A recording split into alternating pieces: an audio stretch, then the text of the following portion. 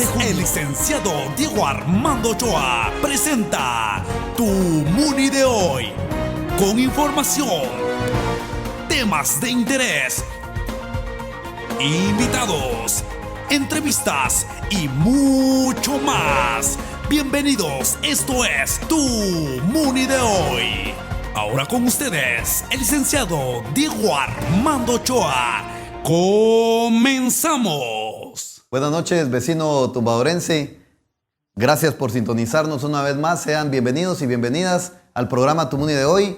El cordial saludo a todas las personas que nos están sintonizando en todos los lugares del municipio del Tumbador, en Aldea El Amparo, en Aldea San Jerónimo, en La Palma, en el Guapinol, en fin, en todos los lugares. Y también en todos los municipios que nos ven. Ya me llamaron algunos amigos que siempre sintonizan el programa, como Ronnie, como la seño América, como la seño Paola. Y bueno, el saludo cordial a cada uno de ustedes. Gracias por sintonizarnos. Y también a las personas que nos ven a través de las diferentes redes sociales. Muchas gracias por sintonizarnos. El día de hoy vamos a hablar de un tema que me tiene un poco preocupado y desconcertado, que es realmente ciertas cosas que han pasado en el país en los últimos días, y seguramente ustedes van a tener también su punto de vista allá en casita.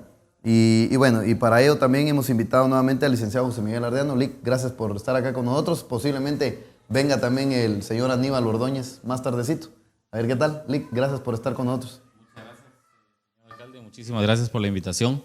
Y como usted lo manifestaba, pues nuevamente con la intención y con el deseo de poder compartir esos conocimientos, esas experiencias adquiridas en el ejercicio de la administración pública y en el ejercicio profesional.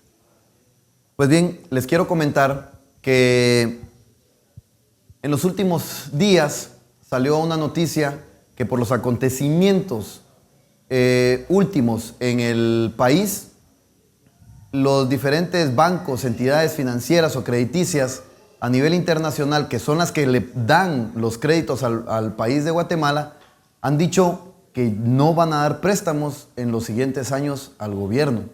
Y esto se debe a los escándalos que se han dado a conocer de corrupción y de algunas otras situaciones que afectan la imagen del país, la imagen del gobierno, la imagen de los funcionarios públicos. Y bueno, y este país funciona con préstamos. Por si usted no lo sabía, allá en casita, el presupuesto de la nación de Guatemala está financiado por más de un 10%, por más de un 12% del préstamo de la nación está financiado por entidades bancarias a nivel internacional. Y bueno, y esto tiene efectos, ¿no? Y tiene causas y tiene muchas consecuencias. El día de hoy yo le pido que nos dé un poco de tiempo para ir explicándole todo el acontecimiento, cómo se origina realmente lo del préstamo. Y bueno, licenciado, le quiero compartir una información a usted y también a los televidentes. En Guatemala, todos los comercios que se ven en todos los municipios, en todas las ciudades, de todos esos comercios, del total de comercios, solamente el 17% tributan o facturan o reportan a la SAT. Y el 83% restante es lo que se le llama comercio informal. El 17% de las personas que facturan o que tributan es lo que la SAT toma en cuenta para elaborar el presupuesto de la nación. Que si no estoy mal, en lo recaudado el año pasado fue aproximadamente de 45 mil millones de quetzales. En lo recaudado por la SAT, licenciado. Pero el gasto del país fue aproximadamente de 65 mil millones. Significa que los 20 mil millones restantes fueron financiados por un préstamo. Por un préstamo. Y entonces aquí lo importante es darnos cuenta que este país es uno de los que posee la mayor producción a nivel centroamericano. Ni Costa Rica tiene realmente el nivel de producción que tenemos nosotros los guatemaltecos. En caña, en café, banano. en un montón de productos. Pero lo que yo les quiero decir es que este país, si la mayor parte de personas tributaran, que yo creo que es uno de los problemas también, y ahora con lo que aconteció en la SAT League, yo creo que perdió un poco de más credibilidad, ¿verdad?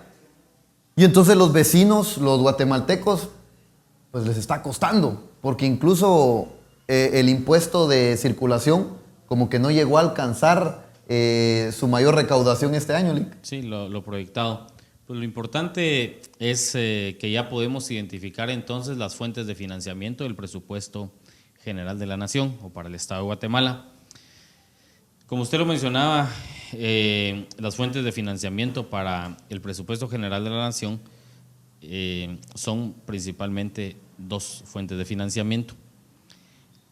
Lo recaudado a través de la cultura tributaria, a través de la SAT, que es el ente encargado de desarrollar políticas y programas para poder incentivar la regulación de todas las actividades que realizan actividades de comercio, para poder captar a través de esas actividades de comercio los impuestos para poder financiar el presupuesto de la Nación. Por supuesto, cada uno en su diversa o en su diferente actividad económica específica o actividades económicas específicas. Pero es insuficiente ese financiamiento que se logra para el presupuesto a través de la tributación propia de todos los guatemaltecos o de todas las personas que realizan actividades de comercio acá en Guatemala. Y el restante o la otra fuente de financiamiento son los préstamos externos. ¿Y a qué se refieren los préstamos externos? Como usted lo manifestaba, pues significa que el Estado de Guatemala, a través de las autoridades de gobierno, toman la decisión de que para financiar ese presupuesto de funcionamiento del Estado se necesita de un dinero o del dinero que no es suficiente con el dinero captado a través de los impuestos de los guatemaltecos. Entonces se requiere solicitar a entidades bancarias, háblese del Banco Centroamericano de Integración Económica, del Banco Interamericano de Desarrollo Mundial, entonces para poder venir y financiar ese presupuesto. Pero ¿por qué en los últimos años se ha incrementado bastante o se ha elevado bastante el presupuesto para el Estado de Guatemala? Pues principalmente por dos cosas. Se ha visto mayormente la necesidad de poder adquirir préstamos en el extranjero porque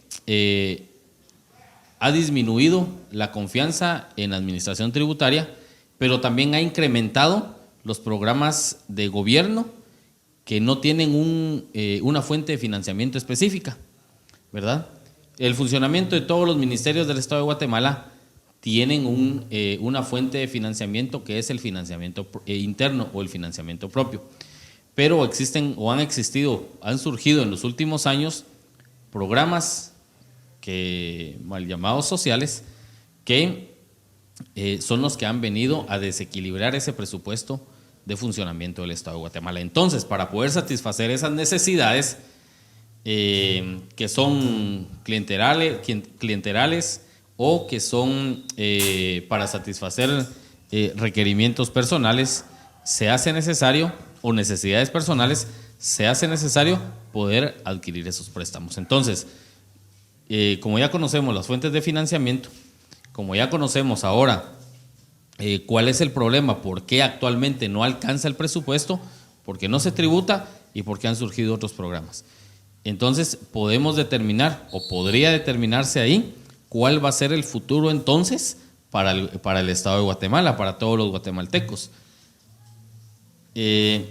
Han creado programas sociales, no tenemos el dinero suficiente acá en Guatemala para poder financiar esos programas sociales, pero ahora un agravante más, que como consecuencia de los actos de corrupción en el gobierno central actual, las entidades financieras o crediticias a nivel internacional, que son las que proveen de préstamos o créditos al Estado de Guatemala, ahora nos han cerrado las puertas, o nos van a cerrar las puertas para que a partir del año 2016 ya no pueda tener Guatemala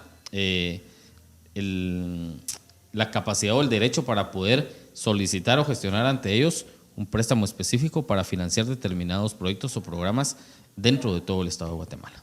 Licenciado, antes de pasar o seguir ampliando lo que usted estaba mencionando, yo quiero hacer una comparación. Si el 17% de lo que tributa el país de Guatemala nos da 45,000 millones de quetzales, el 83% restante, ¿cuánto será? Es decir, el país de Guatemala, si todos tuviéramos esa cultura de tributar, sería un país poderoso realmente. Tuviéramos muchísimo más dinero a nivel central para poder invertir en las comunidades, para que las municipalidades puedan recibir mucho más efectivo, mucha más capacidad de inversión. Y por supuesto, una señora que, por ejemplo, vende tostadas en la calle, definitivamente le va a costar un poco más tributar. Una persona que vende granizadas, por ejemplo, en una esquina, le va a costar también un poco más tributar. Sí, lo que pasa es que también la propia legislación guatemalteca establece cuáles son las actividades de comercio formal y actividades de comercio que no, o actividades de intermediación comercial o de generación de ingresos que no entran dentro de una actividad comercial, ¿verdad? Por ejemplo, el Código de Comercio establece que un artesano no ejerce una actividad de comercio, ¿verdad? Entonces son actividades menores que sí se hace la transformación de un producto, de una materia prima, pero específicamente está ahí determinado. ¿Quiénes no son comerciantes? Los profesionales liberales, ¿verdad? El artesano, ¿verdad? A ellos no se les podría encauzar como comercio formal. Y fíjense que, discúlpele que lo interrumpa, pero por ejemplo, este gobierno básicamente lo vamos a comparar de una forma sencilla. O los gobiernos, no este gobierno precisamente, sino gobiernos atrás también a nivel nacional, de una forma sencilla, podemos decir, por ejemplo, que si una familia con el salario del esposo y de la esposa juntan o logran reunir 5,000 quetzales mensuales, pero ellos al mes gastan 6,000, y entonces esos 1,000 quetzales que están gastando de más los van a pedir prestado a un banco todos los meses. Y entonces los 5,000 que tenían, cada mes se ve más debilitado. Porque entonces ya tienen que incrementar las cuotas también, y entonces cada vez se tiene menos inversión y menos inversión por hacer ese tipo de préstamos. ¿Por qué mi preocupación realmente? Bueno, porque es algo que va a afectar al país en los próximos años. Como municipalidad nos vamos a ver afectados también nosotros con todos los acontecimientos que hay alrededor, licenciado José Miguel. Y usted mencionaba algo. ¿Por qué surge este desequilibrio entre el presupuesto, entre lo que logramos recaudar? La fuente de financiamiento y contra el desequilibrio que existe entre lo que se percibe y lo que se gasta, digamos, ¿verdad? O lo que se invierte. Entonces, pero ese desequilibrio se debe ya lo manifestaba, a las actitudes del gobierno de forma clientelar. Por ejemplo, yo recuerdo el primer compromiso de carácter económico que surgió con un grupo específico de personas, se dio, si no mal recuerdo, a partir del año 2003, cuando surgieron formalmente la creación de los expatrulleros de autodefensa civil, ¿verdad? Entonces fue el primer grupo organizado que organizó el propio gobierno para poder tener la idea de perpetuarse en la administración pública. El gobierno central, cuando en el año 2003 se avecinaba la finalización de un gobierno, de los 4 años de gobierno de administración central, pretendieron crear un grupo de personas a nivel nacional que recibieran un beneficio económico, pero que para seguir manteniendo ese beneficio económico debían manifestar el apoyo político a una organización política, a una organización política específica. Y ahí surge después, dentro del Magisterio Nacional, también los maestros por contrato, ¿verdad? Entonces, crearon eso, por supuesto que dentro del Magisterio Nacional se ha sido útil, porque se hace necesario. Pero con los patrulleros de autodefensa civil o los expatrulleros de autodefensa civil, ese fue el objetivo para lograrlo. Y ese fue el primer paso para poder venir a crear a grupos que se manifestaran afines a un partido político de gobierno, en el gobierno de turno, para poder seguirles manifestando el gobierno el apoyo y ellos pretender el respaldo político de ese partido que se encontraba en el actual gobierno. De ahí es entonces cuando surge cualquier otro tipo de programa. Afortunadamente, en el gobierno subsiguiente o en el gobierno siguiente le correspondió a solamente fortalecer a los patrulleros de autodefensa civil y ahí se quedó, no crecieron, ¿verdad? Ya en el 2008 ya formalmente se adquieren otros tipos de compromisos. Se adquieren los programas sociales, bolsas, el fertilizante venía también desde el año 2003-2004. Entonces todos estos programas son los que han venido a debilitar la fortaleza económica y financiera que tiene el Estado de Guatemala. Y actualmente también, en el año 2011, se incrementan nuevamente esos programas sociales. Y ahora estamos viendo también que se quiere incrementar los programas sociales. Pero tenemos que ser bastante conscientes porque entonces, si no somos capaces de financiar la administración regular, le llamo yo, de podría decir, de poder mantener los 12 ministerios, ahora los 13 ministerios, funcionando a cabalidad, ¿por qué entonces la necesidad de seguir creando programas sociales? ¿Verdad? Y ahora se inventan cualquier programa social para poderlos mantener. Pero hablábamos hace un par de días con un ejemplo claro. Si actualmente, solo por poner un ejemplo, existen 10 personas que son, o 10 familias que son beneficiarias de un programa social del gobierno central y están pretendiendo envolverlas con la afiliación a determinado partido político y llevan en sus listados a 50 personas más, aparte de esas 10 que ya gozan de ese programa social, ¿qué va a pasar entonces con esas 50? ¿Se van a quedar burladas?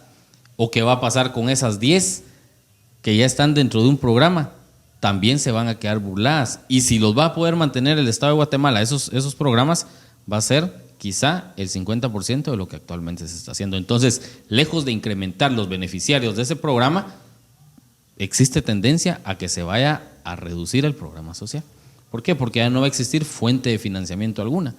Entonces, tenemos que estar también nosotros bastante conscientes que no podemos venir e ilusionarnos como guatemaltecos a que pueda venir un programa social a subsidiarnos la forma de vida de cada día, ¿verdad? A que por cada niño, hijo que se tenga dentro de un hogar, se pueda pretender recibir una bolsa, caja o cualquier otra cosa que contenga o cantidad de dinero, que contenga productos de canasta básica o cierta cantidad de dinero a través de transferencias o a través de entregas de remesas en efectivo de parte del gobierno para cada uno de los guatemaltecos como programas sociales. Entonces, estaríamos cayendo dentro del juego de esa gente que pretende engañarnos o envolvernos porque ya sabemos que no tenemos la capacidad económica para poderlos mantener, ¿verdad?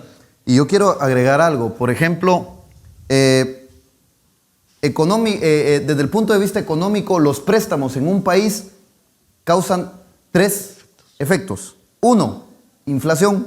2, endeudamiento del país. 3, pérdida del poder adquisitivo de nuestra moneda. Un ejemplo real.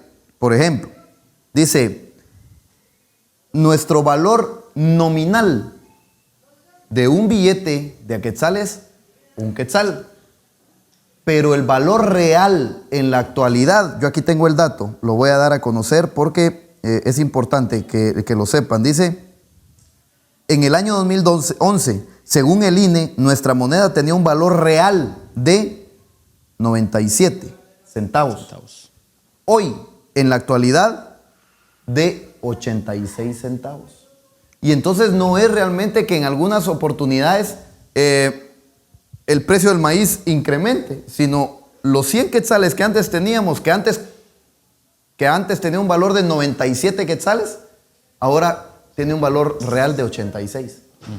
Y entonces, pero mire cómo es de graciosa la vida, porque los préstamos sirven para subsidiar a las familias pobres, ¿sí? Pero esas familias pobres trabajan en fincas, por ejemplo. Y esas familias pobres que reciben ese beneficio a través de esos préstamos del país que sirven para debilitar o reducir, devaluar la moneda, esos beneficios que recibe esta familia, al final de cuentas los afecta también y afecta a todo un país. Porque esos 100 quetzales que antes tenía, que antes podía comprar 97, con ese billete, ahora va 86. Y así sucesivamente, mientras más se incremente nuestros préstamos, nuestras deudas, más problemas va a tener usted en su hogar, en la compra, en el poder adquisitivo de su moneda, ¿verdad? ¿Por qué entonces, por ejemplo, hay inflación? La inflación, Lick, disculpe, la inflación nos dice que es el incremento del valor generalizado de los productos de las canastas básicas o de la canasta básica. Y después les voy a platicar, si quieren, qué es una canasta básica, porque no es lo mismo canasta básica vital y canasta básica. Y entonces, lo que yo les quiero decir es que, por ejemplo, nosotros, al momento de hacer ese préstamo, o el gobierno al momento de hacer el préstamo, va definitivamente a lastimar la economía de los guatemaltecos y principalmente de los tumbadorenses, ¿no? Sí, y es lo que pasa a todo nivel, que cuando se puede adquirir un préstamo, un crédito, pues tiene uno la disponibilidad económica para poderla utilizar de la forma como mejor le plazca. Y lo mismo pasa con el gobierno de Guatemala, con el Estado de Guatemala, que el gobierno cuando adquiere el préstamo lo utiliza de la forma como le plazca. Ya después entonces se terminan los 4 años de administración del gobierno central y venimos nosotros y seguimos sufriendo esos efectos. Seguramente estamos sufriendo los efectos de las decisiones tomadas desde 1986 a la fecha, ¿verdad? Y un dato muy importante, en el país de Ecuador surgió una política pública que el Congreso de ese país, ¿verdad? Que los préstamos, de ese país solamente se iban a hacer sí y solo sí si eran para generar producción, mayor rentabilidad. Por ejemplo, no se hacen préstamos para financiar programas sociales, se hacen préstamos, por ejemplo, para constituir empresas, que esas empresas van a generar mucho más interés y mucho más ganancia que los intereses que van a cobrar del préstamo. Y me parece muy lógico realmente. Sí.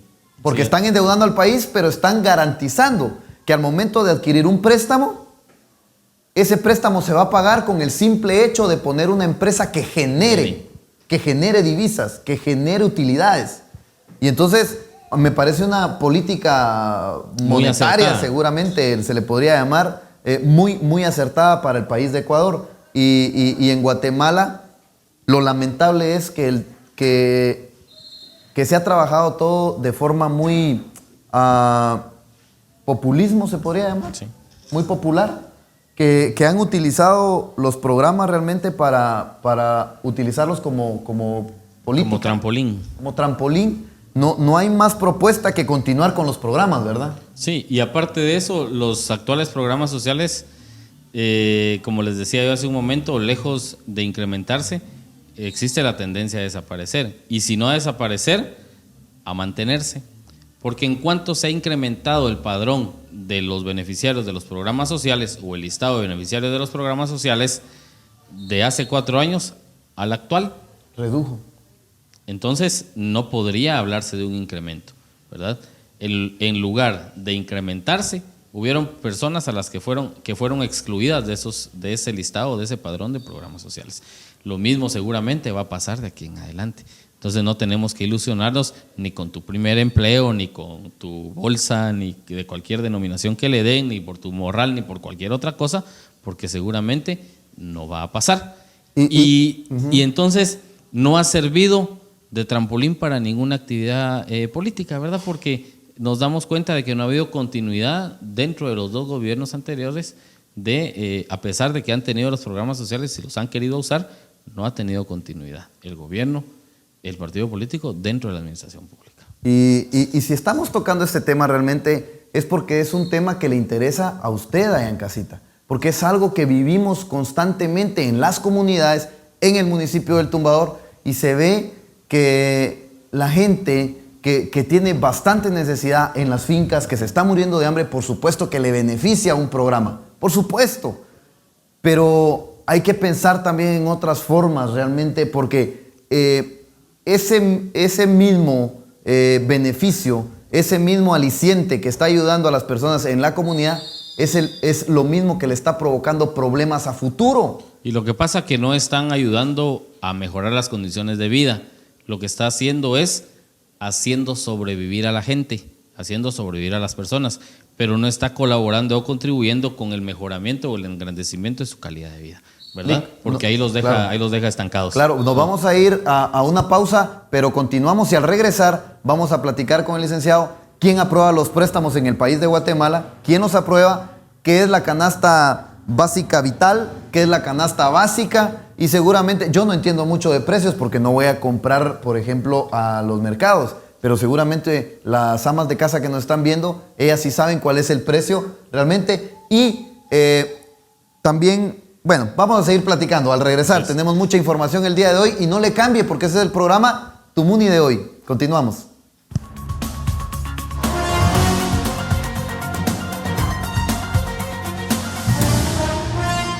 Continuamos con el programa Tu Muni de hoy. Quiero aprovechar el inicio de este otro bloque para mandar un saludo a doña Betty Cruz, que nos está sintonizando, y también a don Víctor Fidencio Soto, de Finca El Rosario. Gracias por sintonizarnos también.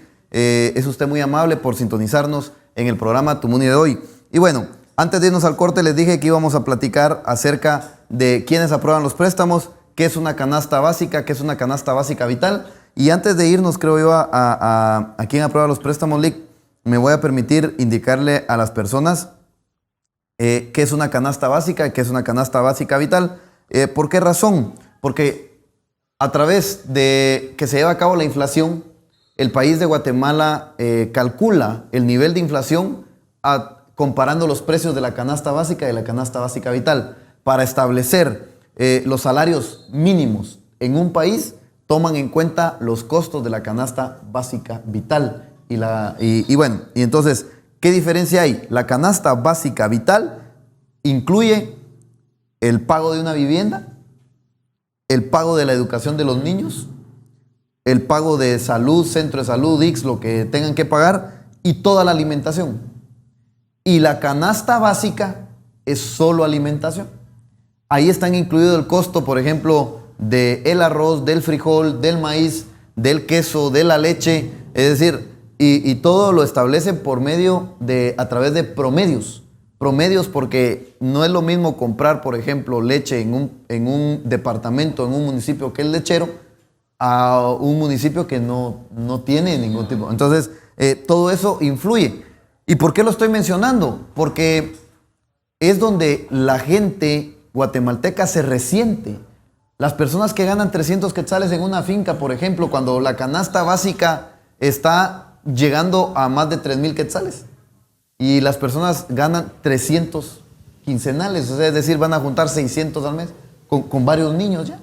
Y no digamos la canasta básica vital que supera los 6,000 quetzales. Es decir, es impresionante realmente el costo de estas dos cosas, de la canasta básica y de la canasta básica vital, a la realidad de los ingresos de un guatemalteco. Sí, pero... Y eso se va a ir acrecentando a través de los préstamos. Y a través del transcurrir del tiempo y de la formación de los famosos programas. Pero los fines del Estado de Guatemala, fueron muy acertadamente plasmados dentro de su normativa legal. Dentro de la Constitución. Y leyes ordinarias, atendiendo a principios doctrinarios como el que usted acaba de mencionar. Y voy a tratar de hacer una comparación. La canasta básica vital, el Estado de Guatemala, años atrás, estaba muy bien estructurado con sus programas de gobierno para poderle brindar al guatemalteco esa canasta básica vital. Porque existían entidades financiadas también con el presupuesto del Estado de Guatemala que se dedicaban a promover de que el guatemalteco tuviera acceso a esa canasta básica vital. ¿Y a qué me refiero? La mayoría de nosotros conoce, ya sea en la ciudad capital o en alguna de las ciudades más importantes, o los municipios o las cabeceras más importantes, acá en Guatemala, de la existencia de las viviendas populares, le llamaban, o viviendas básicas, cuando fue creada, por ejemplo, la colonia Castillo Lara en la ciudad de Guatemala, cuando fue creada la colonia Minerva en la ciudad de Quetzaltenango, la colonia Justo Rufino Trigales. Barrios. Trigales también. Fue una cooperativa en Trigales, Obras Públicas, El Maestro.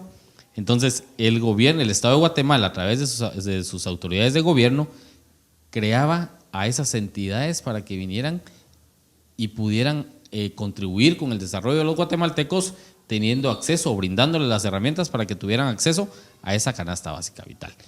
¿Por qué? Porque iniciaron con la construcción de viviendas, las cuales con el pasar del tiempo se fueron mejorando a medida que las condiciones económicas de esas familias guatemaltecas también fueron mejorando. La colonia Justo Rufino Barrios en San Marcos, en la cabecera de San Marcos, la colonia Minerva, por ejemplo, funcionaron o iniciaron en los alrededores de esas cabeceras municipales que ahora están totalmente pobladas, pero ya fueron consumidas por el urbanismo, por la urbanización, pero a través del Banco Nacional de la Vivienda, el BAMBI. Otorgaba que se llamaba créditos, Bambi. otorgaba créditos, ¿verdad? Hubiera sido 1000 veces mejor que continuaran ese tipo de actividades a través del BAMBI y no los programas que se están dando ahorita. Por eso yo lo mencionaba, el Estado de Guatemala tenía a través del gobierno las herramientas para poderle brindar al guatemalteco esa canasta básica vital, principiando por la vivienda, ¿verdad? Porque yo me recuerdo, por conocimiento, no soy muy grande de edad, pero por conocimiento que ha llegado a mi persona, pagaban cuotas de 35 quetzales al mes, de 30 quetzales al mes. Y algunos siguen pagando todavía Siguen esas pagando, cuotas. ¿verdad? Siguen pagando. Les dieron para 35 años los créditos, ¿verdad? Entonces no se resiente la economía de cada una de las familias guatemaltecas, pero han tenido el acceso a esa canasta básica vital a través de en primer plano, de darles un lugar donde Y en la vivir, actualidad, por supuesto que no es regalado. se ha dejado por un lado la canasta básica vital y solamente se está proporcionando canasta básica. Y si van, por ejemplo, a un hospital, no hay medicina. Y la educación, el Ministerio de Educación ha dejado ya hace muchos años de construir realmente escuelas de tipo modelo, etcétera, como antes lo hacían, ¿no? Sí. El IMBO, ¿qué más? El INMO en San el INMO en Marcos, San Marcos, el Tecnológico la ENCO. Experimental, la ENCO. Entonces hay el Instituto Normal para Señoritas, INSO. sí, y en la ciudad capital también, ¿verdad? Entonces, como usted lo manifestaba, ¿verdad? Nos han venido abasteciendo únicamente como guatemaltecos y nos han venido acercando o proporcionando las herramientas o la facilidad para obtener canasta básica. Ahora la pregunta es, ¿qué pasaría con un candidato que viniera y dijera, señores, los programas sociales no los vamos a quitar, pero los vamos a hacer más eficientes y más efectivos? Le vamos a dar a las personas que realmente lo necesitan a través de diferentes metodologías.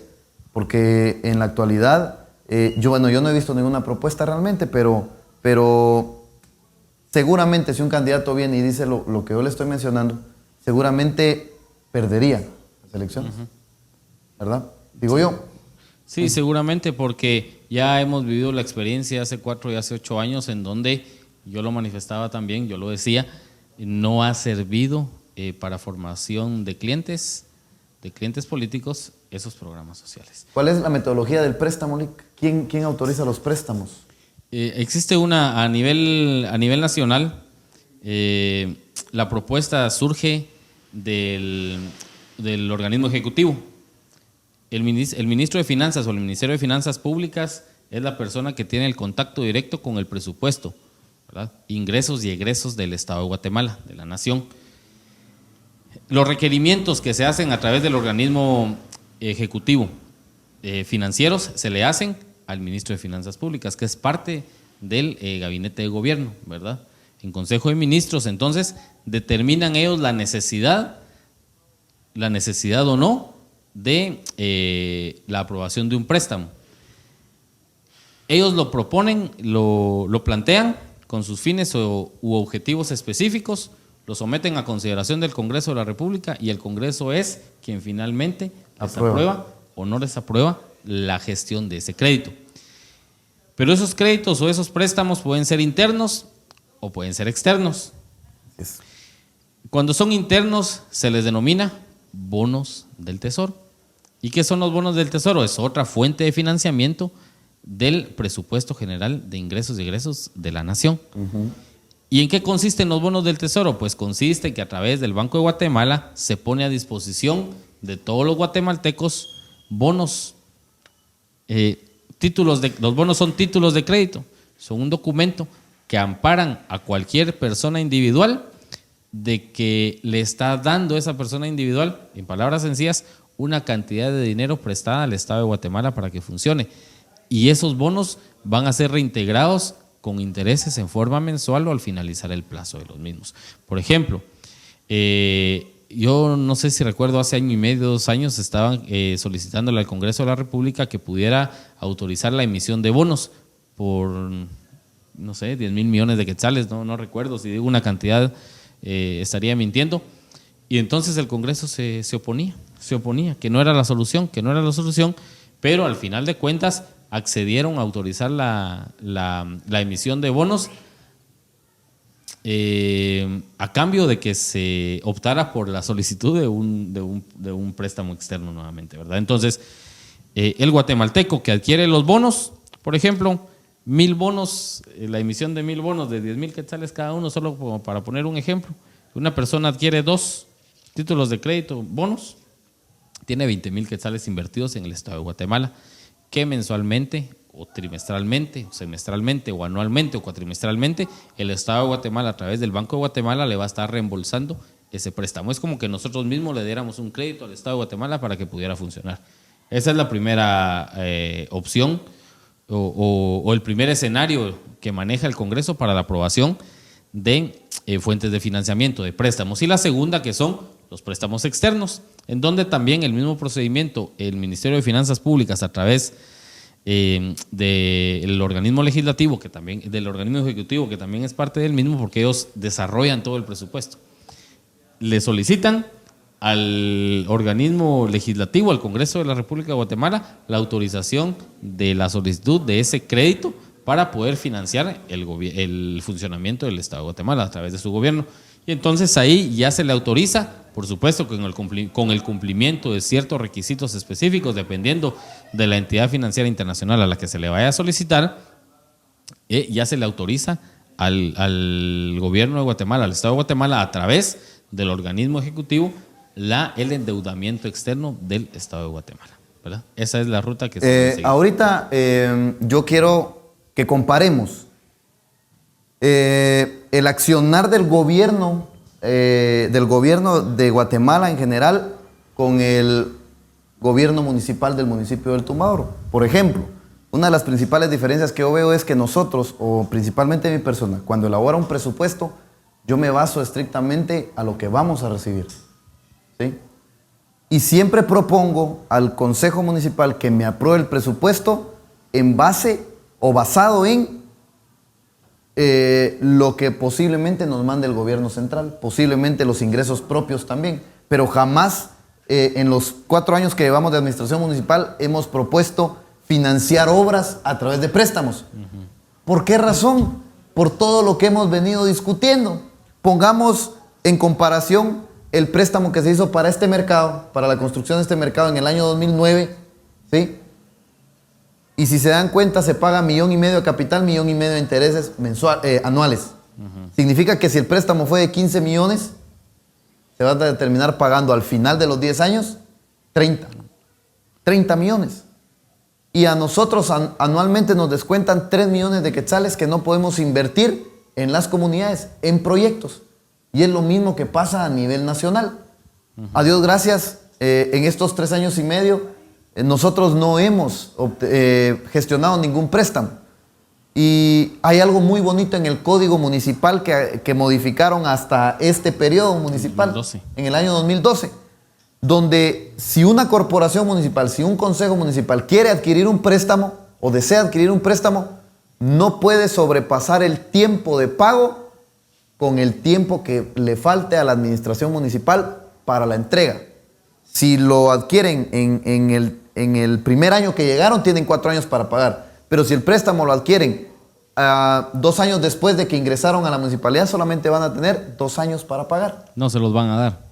Ya no se los van a dar por el poder adquisitivo. Pero en la municipalidad del Tumbador seguramente, si alguien a futuro quisiera venir y pedir un préstamo, seguramente la capacidad de la municipalidad no alcanzaría para... Seguramente, digo, porque nosotros nunca hemos intentado hacer un préstamo. Sí, no, lo que pasa que también tiene que existir un estudio previo en donde se determine si realmente va a retribuirle algo a la municipalidad como para poder ser autosostenible cualquier proyecto que se pretenda ejecutar con un préstamo. Importante, si la municipalidad del Tumbador o el municipio del Tumbador pretende desarrollarse como hace años cuentan que se estaba desarrollando, se había desarrollado, no es importante no adquirir préstamos, ni mucho menos traer compromisos adquiridos a la municipalidad, ¿verdad? ¿Por qué? Por 2 cosas. Porque se puede ejecutar 1 o 2 obras con el dinero proveniente de un préstamo para el municipio, pero ¿cuánto tiempo nos va a llevar entonces poder pagar ese préstamo de esas obras que se van a ejecutar en el municipio? ¿Y cuál es la cantidad o la capacidad económica mensual que se le va a restar a la municipalidad para poder invertir en todos esos años que dure la vigencia de un préstamo?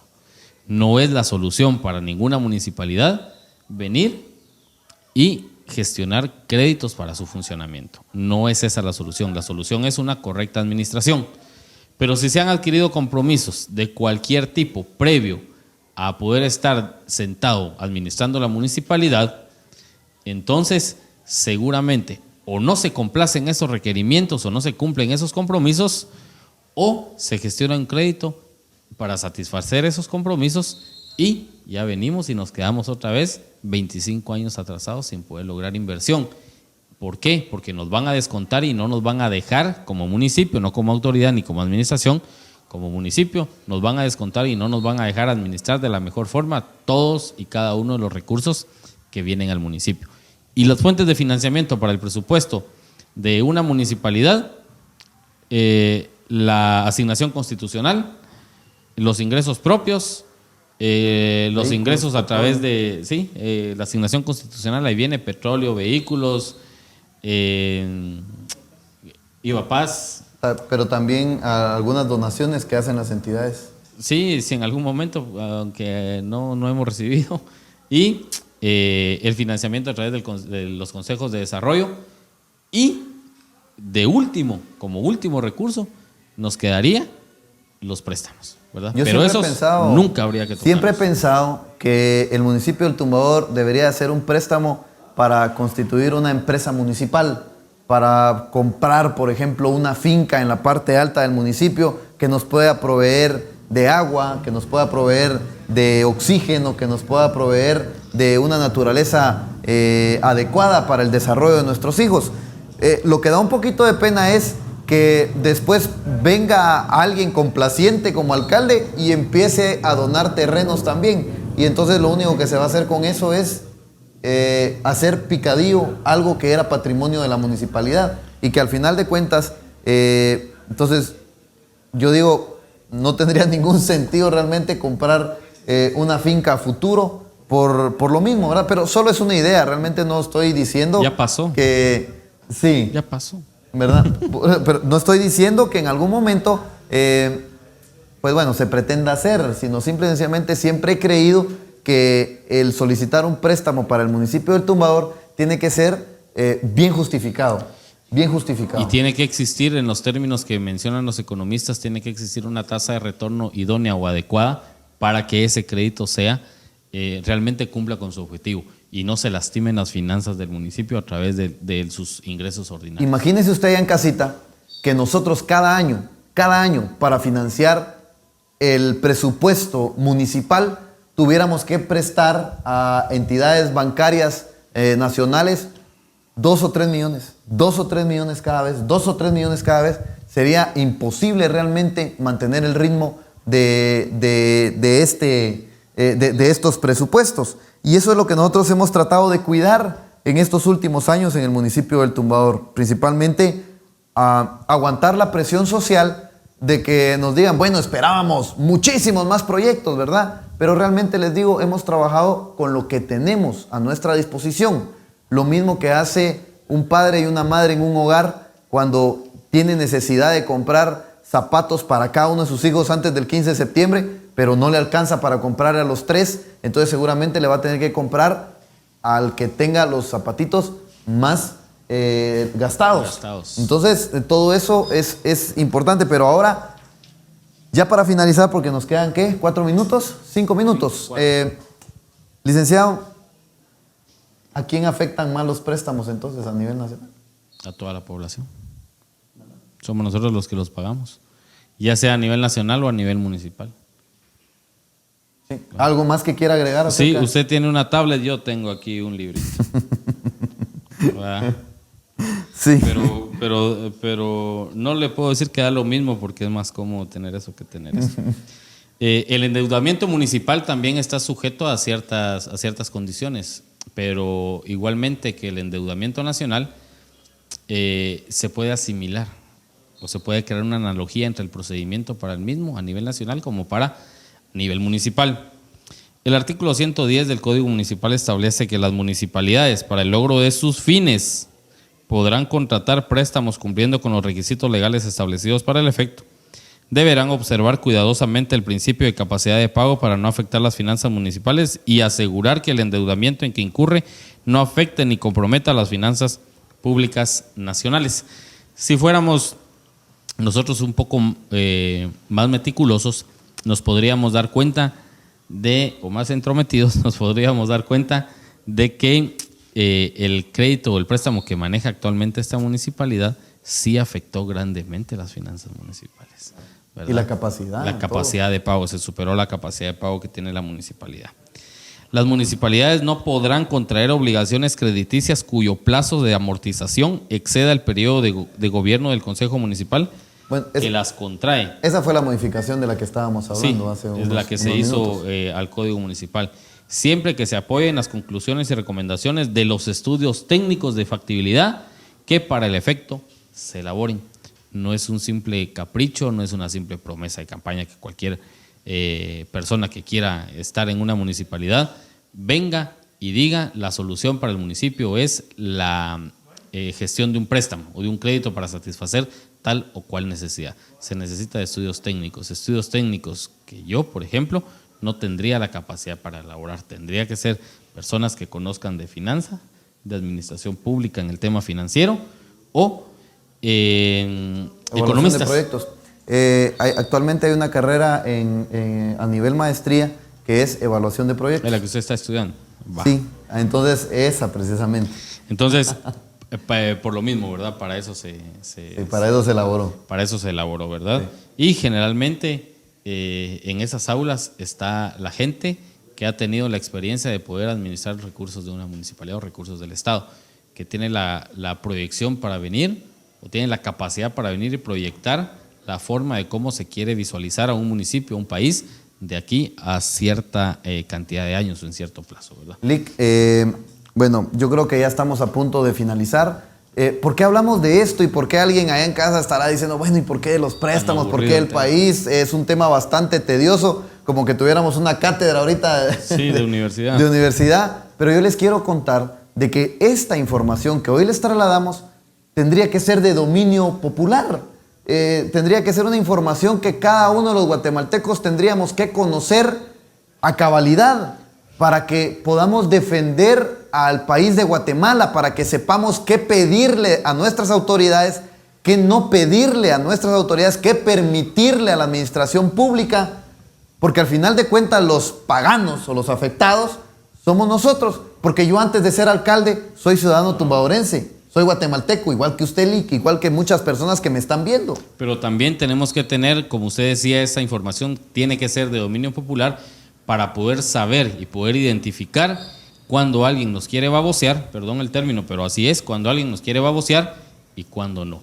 Si nosotros estamos informados, no va a venir cualquier hijo de vecino a decirnos a nosotros cuál va a ser la solución, ni mucho menos a apuntar nuestros nombres o DPIs en cualquier listadito que anden ahí en hojas sucias, pretendiéndoles hacer creer de que van a ser beneficiarios de tal o cual programa.